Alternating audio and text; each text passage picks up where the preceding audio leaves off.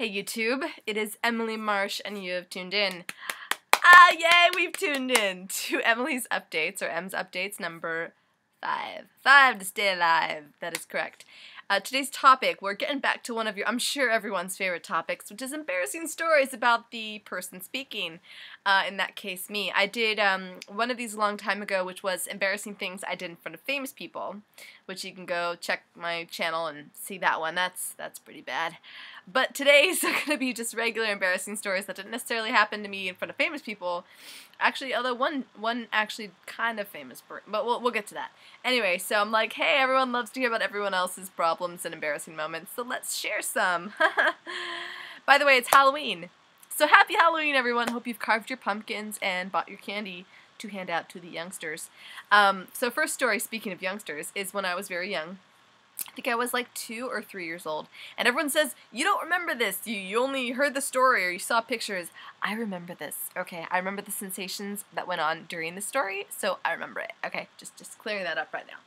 Alright, so when I was about 2 or 3, my mom one day was making like a bath for me, and I was like, yay, because I love baths, and I'm a little kid. So she tells me it's ready, and I go into the bathroom and she's not there yet, so I take off my shoes and I get in the tub. And as soon as I get in the tub, like, everything's different. Things seem and feel different, not bad necessarily, just different. And I'm like wondering why. So I just sit myself down in the tub. And my mom pokes her head and she's like, oh my gosh, that's so amazing. I have to go get the camera. And she like leaps out of the room and I'm like, what's going on? So I turned to like look down at myself.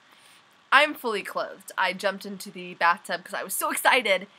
In all my little clothes. So she comes back in, I don't know what to do, so I just smile like, yeah, I'm funny and cute and adorable and I can get away with anything. So that was story number 1.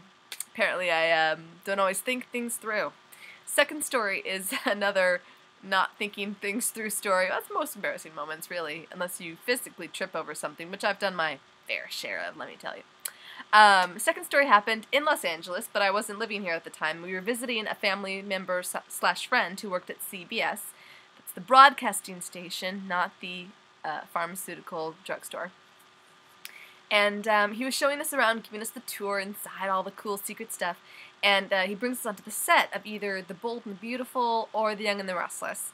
And we're getting to watch them tape, and there's this one, probably really handsome, I'm young, I'm probably like 8, I don't get it, main character guy who sees us and walks over to kind of say hi and start talking to, you know, a family member of ours that he knows, and all I notice is this guy is wearing these incredibly tight leather pants, and as a little kid I just don't understand that, so as soon as he like says hi to me, I blurt out, I'm like, so what's with like your pants being so leathery and tight? Like, it looks like you can't even move or breathe. Are you getting enough circulation? Like, isn't that uncomfortable?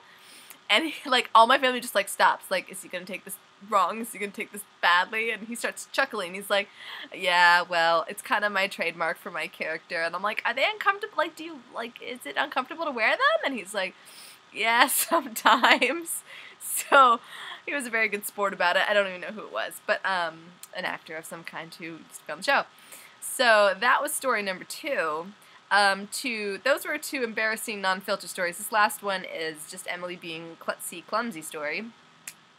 I have gotten my fingers stuck in, I think, 4 car doors and 1 car trunk. And along with that, other mayhem has happened to me, including this story. I was a counselor at a church camp over the summer, and once the kids had gone home, I was cleaning up. And a friend came by to say hi through the doorway, and so I like placed my hands on the end of the table, and we're talking and chatting. And at the end of the thing, I like pull my hands back off the counter to go back to work, and the counter is loose, so it comes off and slices open my middle finger. So I'm like bleeding like purple blood on the carpet, like going over to the window with my finger, like, ah! And I yell to the medic out the window, and so he comes in, and another medic comes in to call the hospital, like to see if they can see me, because it is bleeding a lot.